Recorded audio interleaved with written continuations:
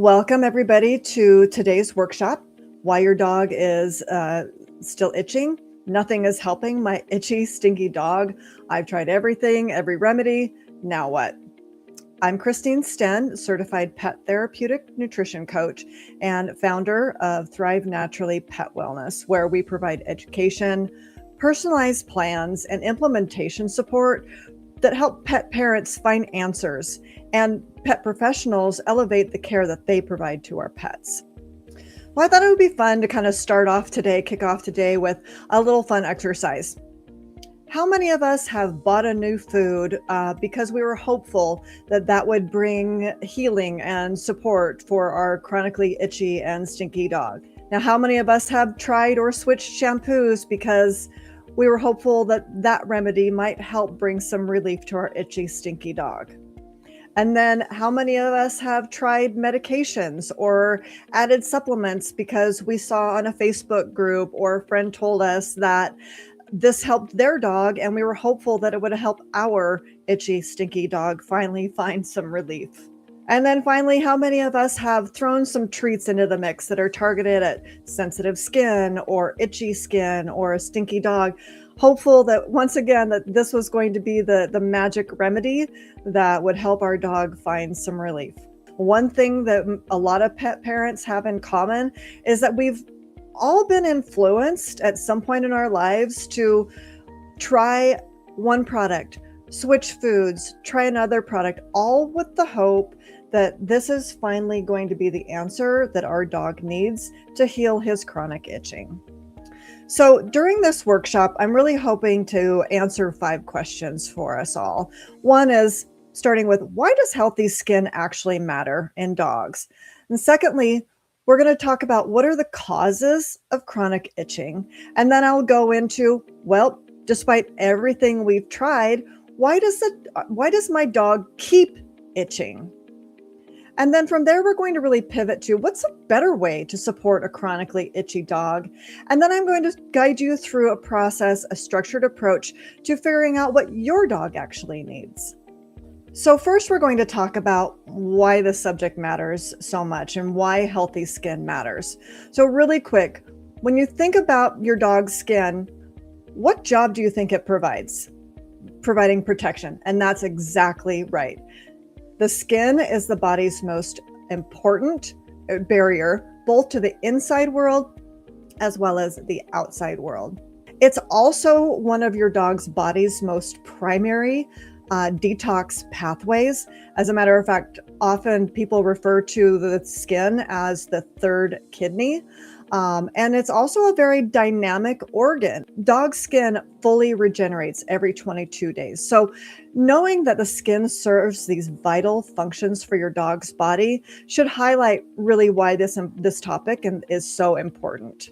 If you're asking yourself, well, what's causing this? You're really starting off by asking the right questions. Some of the usual suspects are, as you might imagine, food allergies like protein allergies, carbohydrate allergies in grains, any additives within the food. Environmental allergies is one of the number one reasons why, dogs go in and see their veterinarian. And obviously pests is a no-brainer. We deal with fleas and tick prevention all the time. But also we've also seen things like gut dysfunction, and when the gut isn't, performing at its optimum, then the rest of the body tends to follow suit. The last usual suspect is things like hydration. Obviously, if the skin isn't hydrated, it's not going to be able to do its job of serving as that protective barrier. But there's also some overlooked culprits that I want to help people kind of become aware of as you're thinking about your dog's skin and what some of the root causes are. Nutritional complexity is something that I see all the time across food, supplements, treats, chews. There can be a wide variety of ingredients that the dog's body is being asked to process and know what to do with. And in a healthy dog, that might look okay, but in a dog whose skin is already struggling or they're already in an inflammatory state, nutritional complexity can really throw the dog into an even higher inflammatory or more pronounced inflammatory or itchy state. The flip side to that is nutritional deficiencies. Incomplete fats, for example, canola oil or AKA rapeseed oil going into the dog's food. And while those fats technically allow the pet food companies to claim that the food is high in omega fats, it's actually higher in omega-6 fatty acids, which is the inflammatory fat, and not high enough in the omega-3 fatty acids, which is the anti-inflammatory fat. And then there's key vitamins and minerals that I see all the time that are missing in dogs' food. And these key vitamins and minerals are vitamins, minerals, and fats that the dog specifically needs to maintain a healthy skin barrier. Then there's something called immune dysregulation. So simply put, the immune system got pushed, the skin overreacted, and the immune system then forgot to turn off. So if what's causing the itching is the first good question, the much more important next question is, well, despite everything I'm trying, why does my dog keep itching? And as we noticed in the beginning of this presentation, when we went through the exercise, our focus has been on symptoms and remedies only, and reacting to symptoms as they're individually occurring. And then we're in this constant perpetual cycle of chasing those symptoms and trying to find the next promising remedy. If continuing to focus on the symptoms or the remedies only is what's contributing to why he keeps itching, well, then what? We really need to shift our focus from symptoms and remedies to really shifting our focus to helping our dog build healthier skin and asking, what does my dog actually need? And what that really looks like is, how can we support the dog in building healthier skin from the inside out and the outside in? And how do we combine multiple layers of support that really align with what matters most for your dog and addresses what they need the most? Quite literally, placing priorities over products. Again, why does this matter so much? Your dog's skin serves that vital functions for its body, but healthy skin is more resilient and it makes your dog harder to make itch in the future. So up till now, we've answered, what are the causes of chronic itching? We've answered, why does my dog keep itching despite everything I've tried so far? And why your dog's skin health is so important. I'm going to dig into, well, how do I figure out what my dog needs to build healthier skin?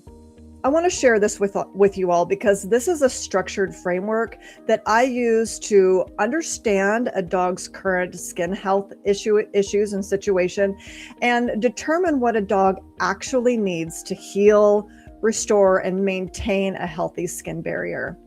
I look at it from the 3 pillars of inside-out nutrition, outside-in skincare, and targeted functional support. Now, inside-out nutrition really looks at what are the nutritional building blocks that this dog is receiving and that they might need in order to be able to restore, build, and maintain that healthy skin barrier. Outside-in skincare really refers to what skin level support is the dog currently getting and what skin level support do they need to support more resilient and a stronger skin barrier at the surface level. And then third, targeted functional support really looks at what supplements, medications, and treatments are currently being used or could be used to help the dog be able to build and maintain a healthy skin barrier. So up until now, we've been talking about principles. And here's where things become really personal. I'm going to take you, in the next few slides, I'm going to really take you through this framework using a recent client example. Every itchy dog has a different story. And before I recommend any product, any new food, any new supplement, any new bathing strategy, I first want to collect the clues. I want to understand what's going on with each individual dog from the inside out, the outside in, and understand what additional support that they're getting so that I can understand exactly what's lacking and where the gaps might need to be filled. We dig into, what is your dog eating? Proteins, fats, carbohydrates, What are the ingredients in their treats?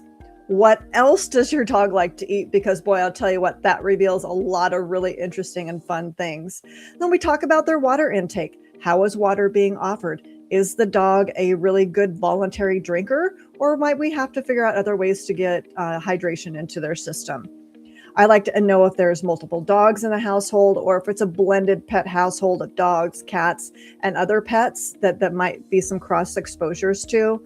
And then, of course, we always go into the stool quality, because someone once said the proof is in the poop, and it really is. From an outside in perspective, I'd like to get a really good inventory of what symptoms are you seeing as a pet parent. Are they happening individually at different times? Are the symptoms happening at the same time?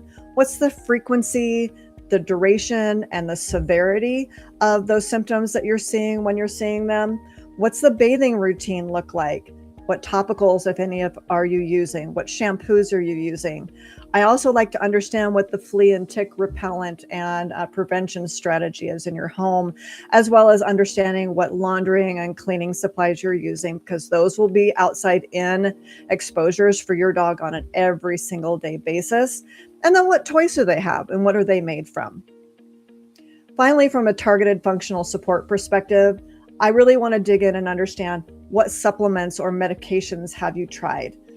What functions are they aligned with? What types of things are you trying to support? Are you trying to support their immune function better? Are you trying to reduce inflammation? Are you trying to give them some nervous system support? I like to understand what are all of the supplements and medications that the dog is currently taking, and how they're aligned to what functions you're trying to support.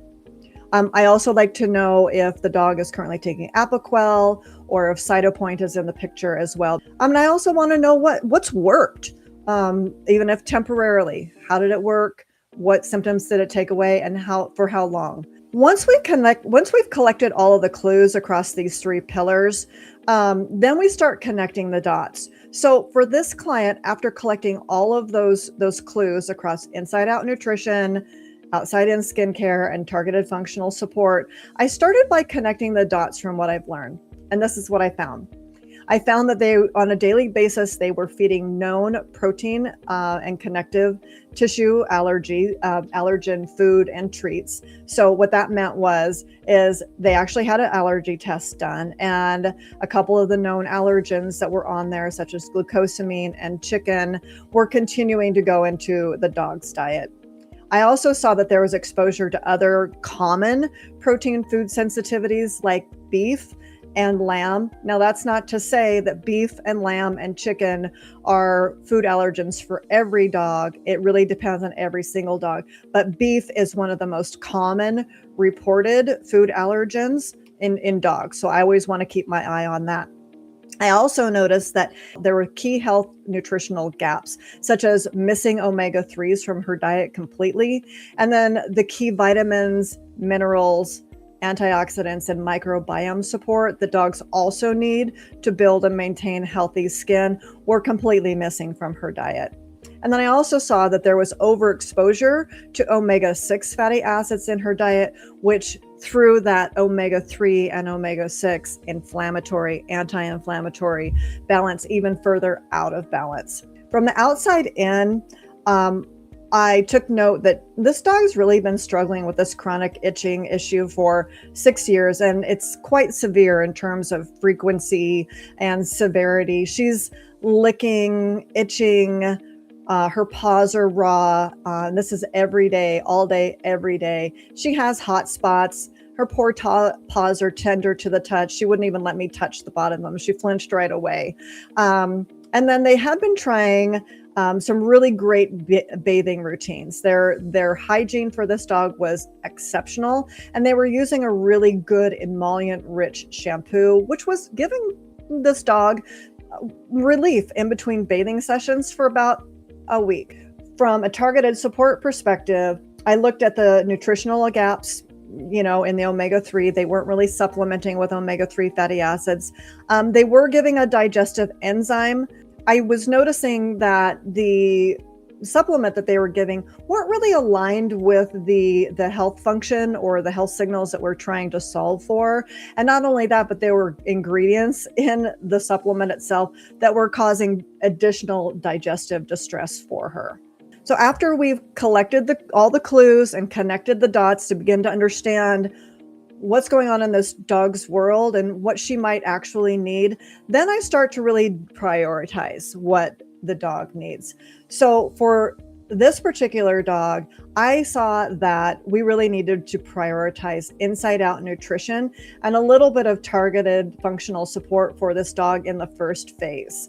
Just seeing the amount of contributing factors in the inside out nutritional category led me to want to prioritize that as number one. And then the close second to that then is, as a second priority, is targeted functional support, really focusing on filling those nutritional gaps around the omega-3 fatty acids. And then really then look at that digestive enzyme and getting that out of there, and look at some better targeted functional support strategies that really align with the skin health issues that we're looking to solve for in the first place.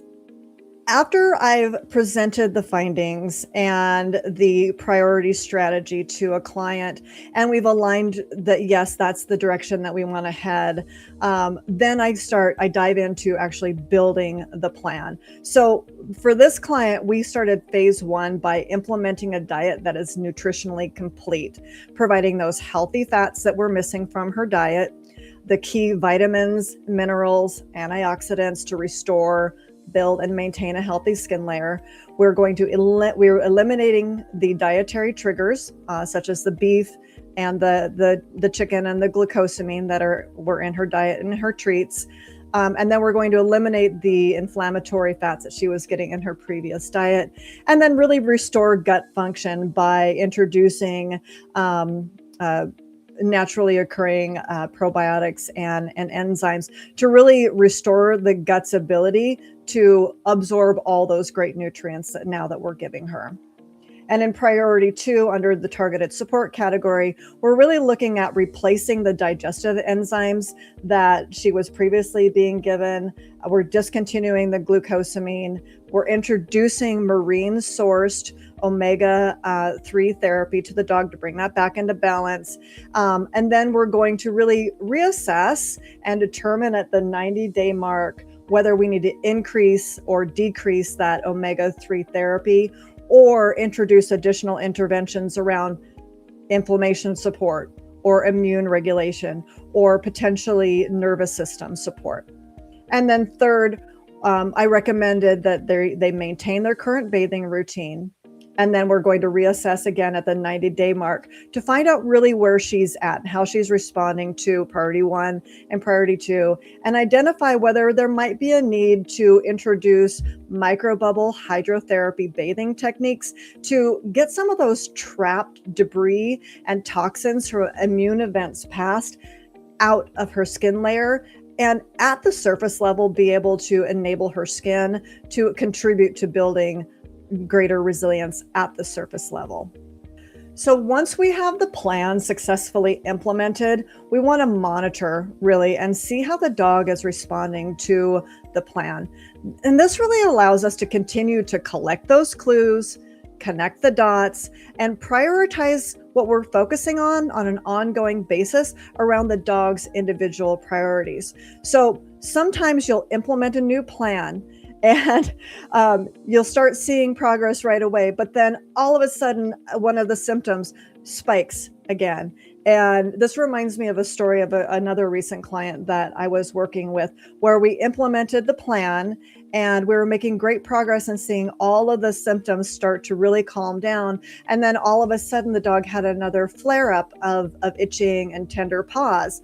And we went back to the process of collecting the clues, and we learned that from the inside out nutritional foundation, that the food that we had transitioned the dog to had changed one of the first 5 ingredients.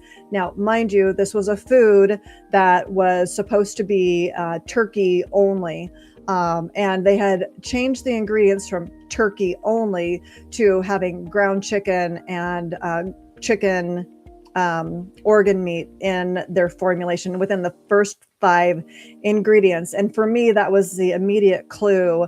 Now, that doesn't mean that we changed foods right away, but what we did was we said, all right, well, let's pivot to a different protein that we know doesn't have those dietary triggers. And this is how we can continue to refine and monitor what's going on with the dog before we modify and they make any big changes. The good news is the body really wants to heal. So when we provide the right support and the right building blocks, we really enable the dog's body to do what it was born to do, was made to do, which is identify immune triggers and immune events, have the immune system respond appropriately, and shut back off, and have the ability to build and maintain that healthy, more resilient skin barrier.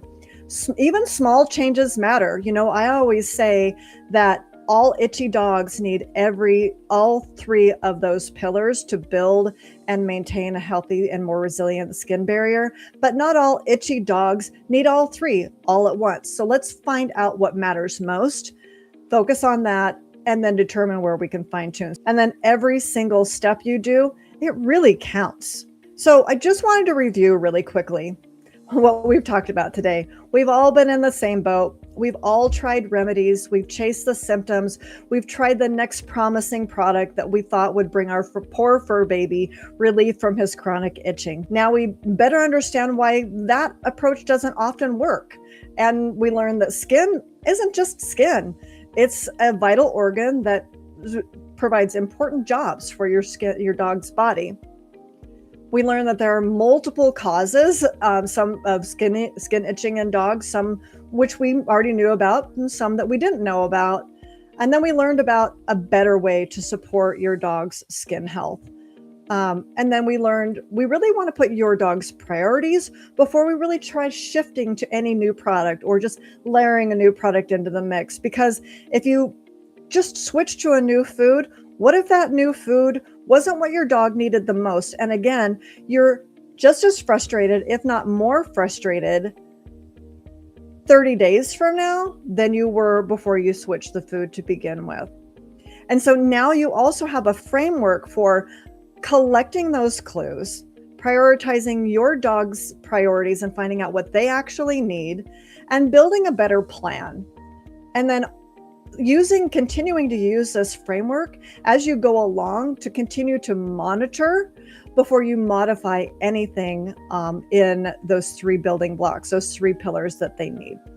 So in closing, I hope that if I've left you with nothing else during this time that we've spent together today, that there's 2 things that you take away from this. That number 1, the better way to support dogs with chronically itchy skin is to shift from focusing just on symptoms and stop asking, how do I make the itch go away, to shifting towards building healthier, more resilient skin for your dog, and start asking, what does my dog need most in order to be able to build and maintain healthier skin? And secondly, the skin does serve vital functions for your dog's body. Healthy skin is more resilient, and it's harder to make your dog itchy in the future. So today, was not about sending you on your way with yet another product recommendation or yet another remedy recommendation. It's really been about giving you a better way to think about your dog's skin health and a better framework for how to build a better plan around the priorities of what your dog actually needs. And then you build the plan and layer your products into there. So if you're ready to get started on your dog's plan right away, you can download the Skin Wellness System resources and worksheets in the video description below. If you'd like to request and receive the full guided implementation kit with worksheets that will guide you through every step of the way, just send an email to csten@thrivenaturallypetcare.com with the subject line request guided implementation kit. and I will work with you to get that over to you. If you're interested, you're not quite sure if you're ready to dive in quite yet, and you want to just have a thought partner to talk it out really quickly before deciding what you want to do next, you can request a complimentary clarity call with me by emailing csten@thrivenaturallypetcare with the subject line of request a clarity call, and I will get my calendar link over to you. We can sit down on a quick call. You can tell me what's going on with your dog, and then we can discuss what might be some of the appropriate next steps for you. Well, I want to thank everybody so much for being here with me today and for caring so deeply about your fur babies. It's always so heartwarming to see a community of pet parents just wanting to strive so hard to make their pets' health the best it possibly can be. I want to thank you again for being here, and I hope you all have a great day.